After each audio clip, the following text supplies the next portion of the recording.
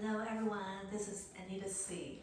So I am doing this very special video. So unlike my other video that I share my travel experiences, this one I will talk more because I came across an interesting article, Expedia's 2025 Air Hacks. So they have 8 observations there. I'm going to share with you their 8 observations. I'm going to comment based on my own experience, and I'm going to mirror that air hacks into hotel hacks, which I'm familiar with, and see if it applies or not apply. And also, compare the different destinations, North America and Asia Pacific, which I'm familiar with as well. So I hope you enjoyed my video here. Okay, let's get started. Expedia Air Hacks 2025. Okay, so let's talk about the first air hacks. Best day to book. Okay, so I'm going to read it out to you. I have that slide in the very beginning of my video already. So they say Sunday for domestic travel 6% saving. For international travel Sunday, if you book on Sunday, 17% savings. And most expensive would be Monday and Friday. Okay, so I will tell you that makes perfect sense for flights and everything. Okay, so if I mirror that to hotel, which I will explain to you why I think it makes sense. Okay, so I know a lot of you may work in hotels, may work in airlines, may have experience in their reservation system and everything.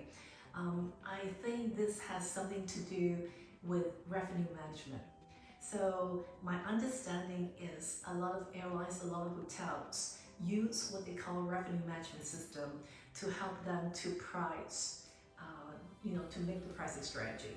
So what they do is they look at historical figure, they look at what is in the bill, they look at the pace, they look at the pickup, and then they do the forecast, and the system using the algorithm will propose to them how they are going to change the rate to maximize revenue. So this is the way that revenue management system work. So imagine those those revenue management system may require some human confirmation to make the changes. And if I look at this pattern, I am like, of course, because those revenue department people do not work on the weekend. So probably Saturday and Sunday, you can expect the least rate change. So I'm not saying that it's always going to be savings for the hotel side. It's always going to be expensive on Monday and Friday because sometimes they can drop the rate, depending on your lead time, how far away do you make the reservation. But I can tell you, if I understand that pattern, it's normally on Monday morning after the weekend, then the revenue management team together with the general managers may go through the strategy, the pricing strategy, and then make adjustments. So Monday is probably the day that they will be adjusting price. And then of course Friday again, because they are preparing not to work on the weekend, so they review the strategy again, the pricing strategy again, and then come up with the pricing. And then again after Friday, they will come back on Monday to review it. So I would say whether it's most expensive or not, I'm not sure, but Monday and Friday definitely will have the most rate changes you can expect. And if you see a good rate on Sunday, book it. So, I do agree that Sunday is the best day to book. Okay, so let's move on to the second hack.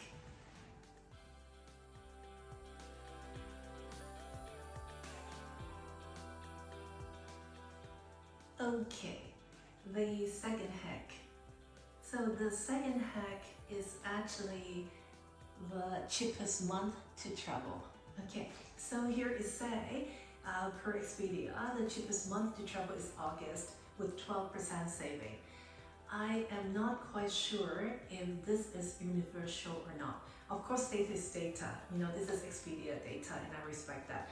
But again, you have to bear in mind that Expedia platform is actually more North American centric, whereas like OTA like Trip.com is more Asia Pacific centric, or Agoda.com is more Asia Pacific centric, or Booking.com more European centric. So the data may make a difference. because of the bookers' behavior. So talking about August being the cheapest month to travel, I am thinking maybe it's not just because of geographic, maybe Expedia is also more corporate business traveler centric than the other OTAs. So August is the time that people take holiday. You would say, oh, take holiday, then it shouldn't be the cheapest month to travel. But you do not want to mix up business travel together with leisure travel, because business travel is where the airlines make a lot of money, because business executives are indifferent to the price. They need to travel, and corporation will pay for the travel. So it's more like the corporate business travel who is going to fill the base of the airline capacity as well as hotel as well.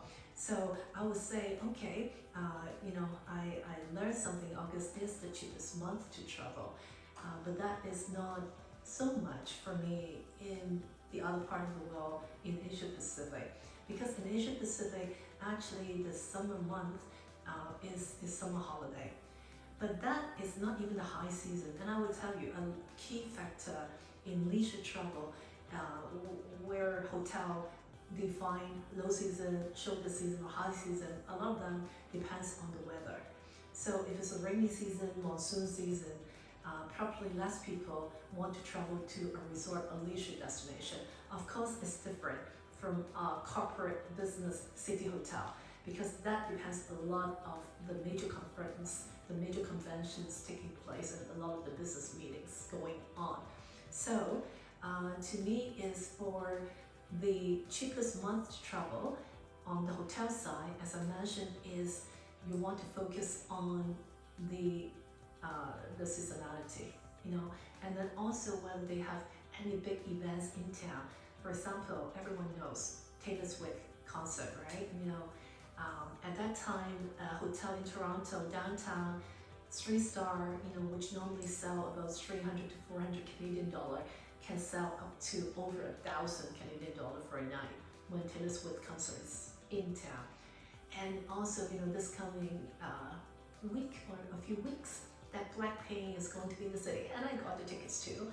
The hotel downtown is also going to increase quite a bit. So even if it's not the high season or whatever, if you run into those kind of big events or big conventions in town, you're bound to be paying a lot more. So try to work your way around it if it's not necessary for you. So the cheapest month to travel, actually in my experience in Asia Pacific, will be more for like a resort, will be more like March to May will be the shoulder, and then actually June to August will be kind of the low because of the weather, because of the rainy season. But then a lot of people do travel because of the summer holiday. So it's very hard to tell if there's a specific month that is cheap to travel. But for sure, Christmas holiday, December, January, and February is usually high season. So I hope you like my hotel hack on number 2.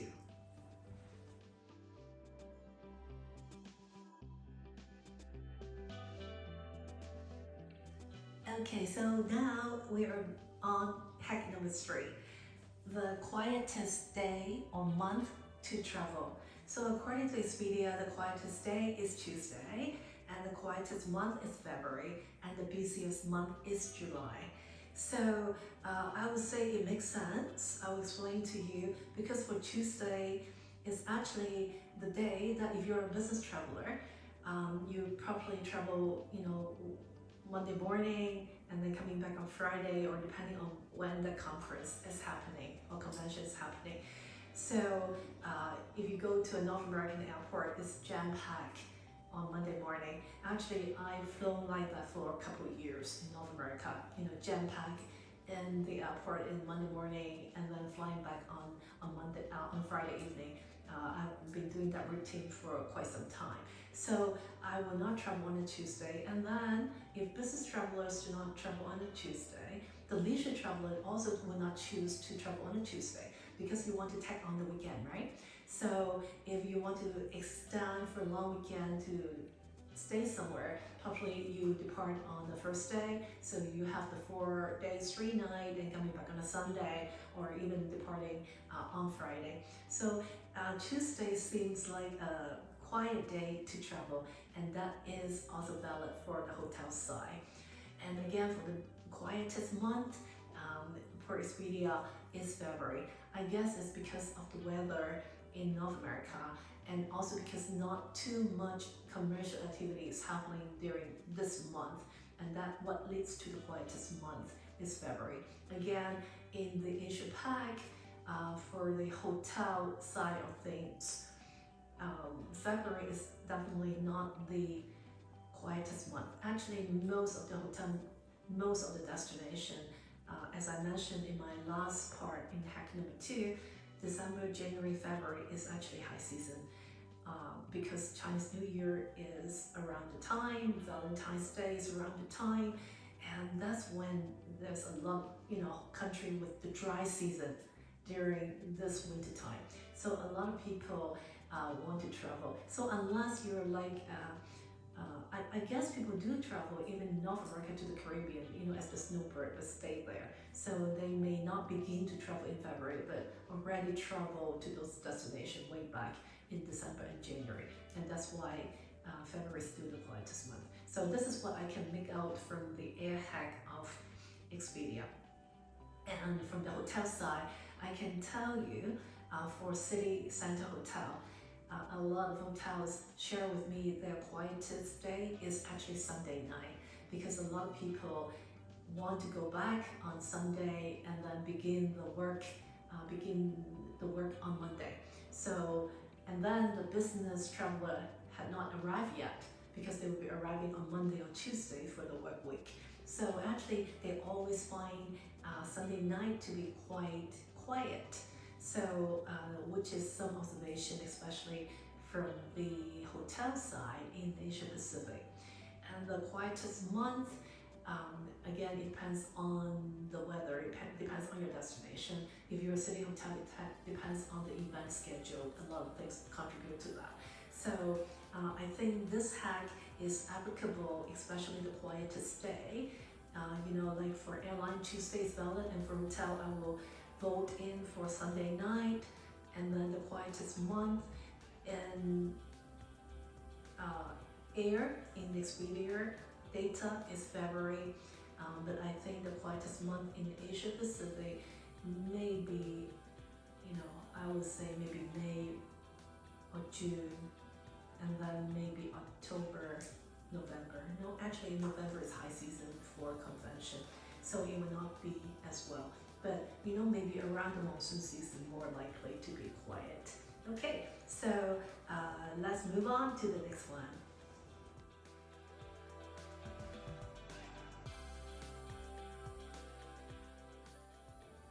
Okay, so now moving on to hack number 4, ideal booking window.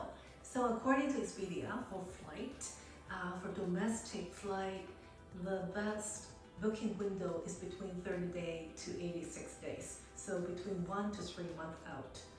And for international, will be much shorter, will be 18 days to 29 days. So will be like 2 to 4 weeks out that you will get the best deal as the ideal booking window.